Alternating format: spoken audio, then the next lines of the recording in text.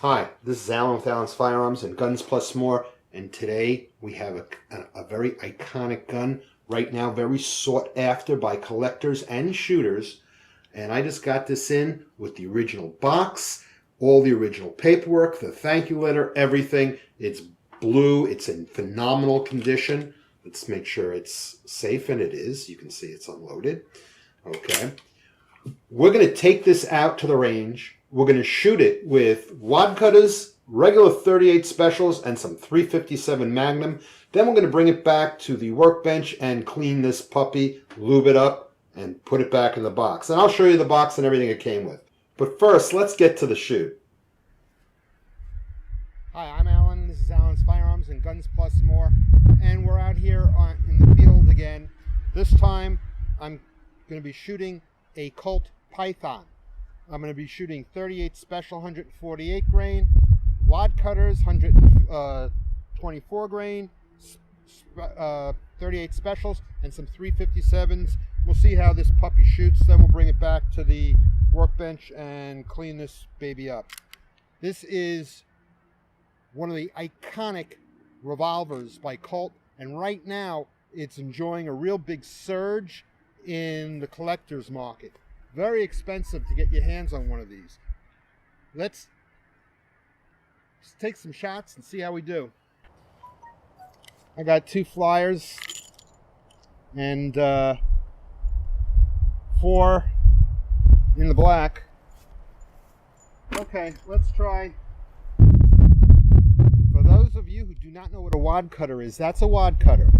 See, it looks just like a casing, but it's flat on the top. It makes a perfect paper punch hole, so it's easier to score your targets. Used a lot in target practice, target shooting, and sometimes even in competition. This, of course, is your traditional 38 special. This is a full metal jacket, so we'll just load 6 of these puppies in. In the old days, they used to only put in 5 rounds and keep an empty cylinder, an empty chamber in front of the hammer. But now, with all the built-in safeties, they don't need to do that. So they load total 6. Okay, I'm going to try to do some double action here. That was all single.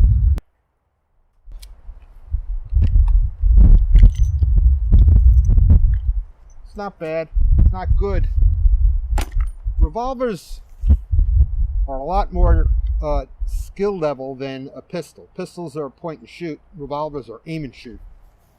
Let's get to the 357 Magnums. Oh, look at that. We have 2 shells that didn't want to come out.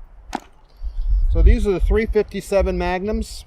Casing is a little longer, so you don't actually accidentally put them in a 38 special, because they're not meant to handle that much energy. Put 6 of these puppies in. And this I'm going to shoot two-handed. Maybe I can get a couple in. You can see how much more dirt that popped up. And that I shot much better using 2 hands and cocking it. So that is the Python by Colt, 6-inch in blue. Beautiful gun.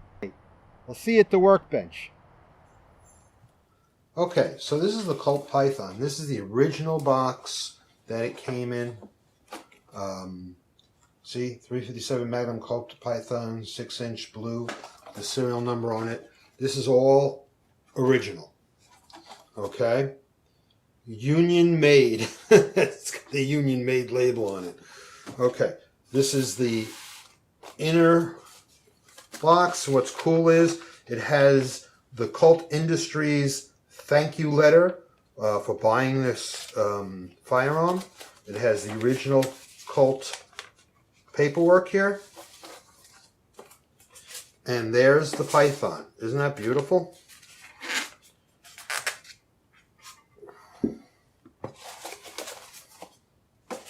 Okay, so here is the Colt Python. This is the gun that we shot out at the range today. Now, let me show you something. This is the target that we shot with the Colt. Now, what we did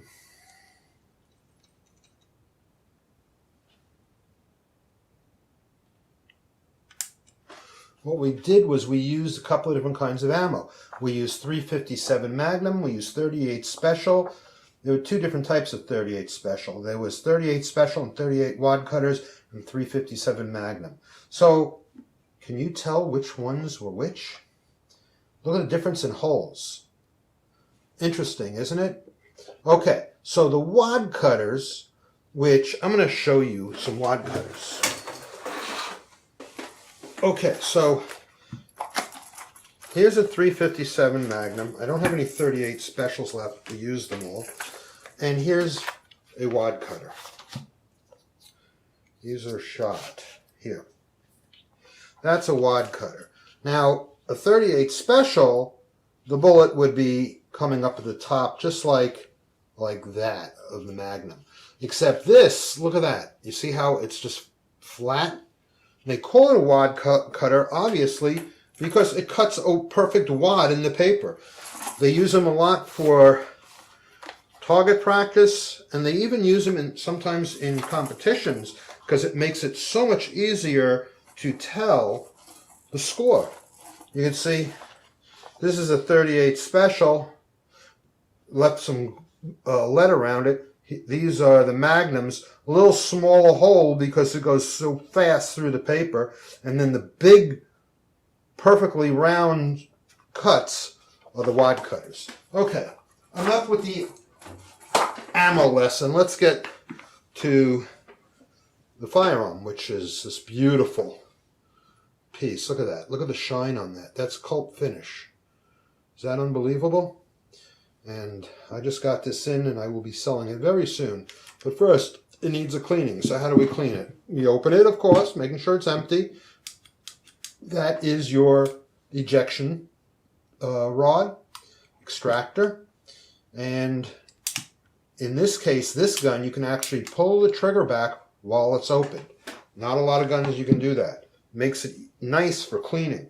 I'm going to use Strike Hold, which I use on all my guns. It's a cleaner, lubricant, and protector. It does all three. But I'm going to show you how to lubricate this gun in case you're using old-time types of cleaner. So the first thing I'm going to do is I'm going to spray where the most dirt gets is the front of your cylinder. See that? See all that dirt on there? So I'm going to spray the front of this so it can sit and work itself into the dirt. Now I'm also going to get what's called the forcing cone around that, because that picks up a lot of dirt, and down the barrel. Put some on this side of the barrel, in the front of the gun. That's where most of the dirt comes. I'm going to put a touch back here,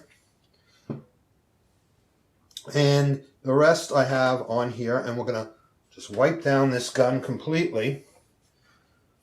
Look at that shine that this strike hold brings up. Inside this is a bottom lug. That's a full lugged gun. And then inside the ejector shroud, that little slot in there, shrouds the ejector rod. Get the crane, inside the crane. Then I'm going to push the ejector rod out and get inside there.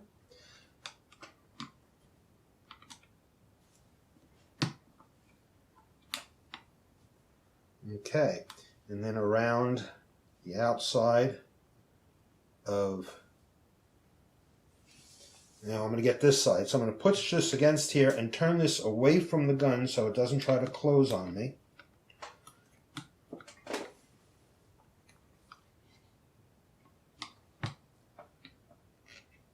Wow, this got this really nice and clean. I'm really happy about that.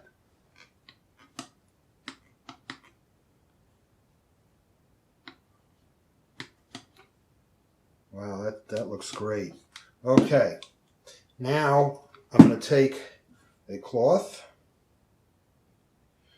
And remember, when you're shooting 38 Specials, especially those Wad Cutters, it's a lot shorter than the chamber, which is meant for 357. So you want to push this through here. Then when you get to the front, pull it back a little bit and turn it. You hear that squeaking? Because I have it doubled up and tight.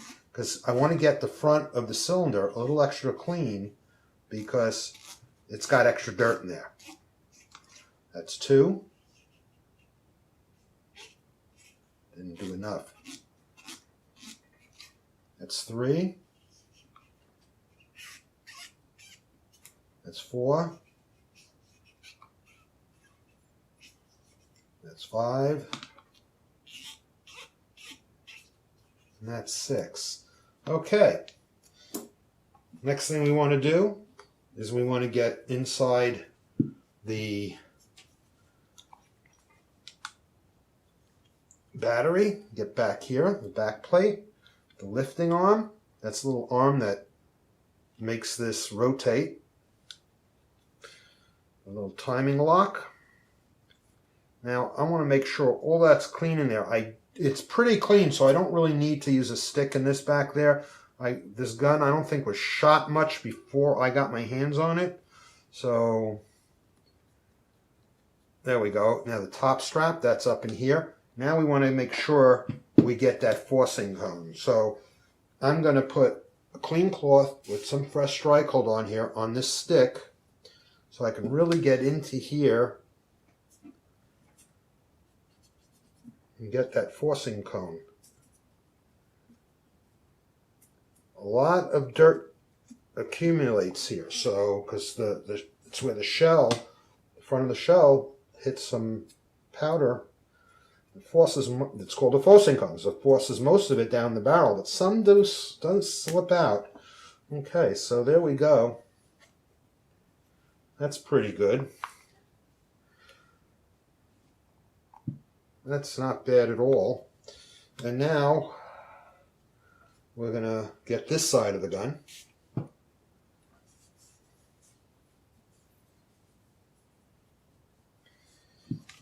Trigger guard underneath, outside.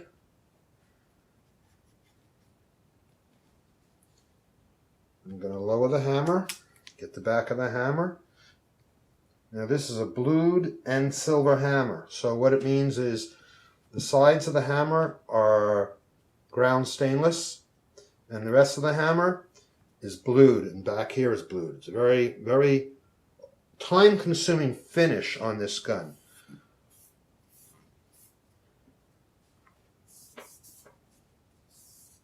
Look at that. That is so beautiful. And of course, we want to get down the barrel. I'm going to put this right down the front, through. I'm going to go through it a few times. Now, because this is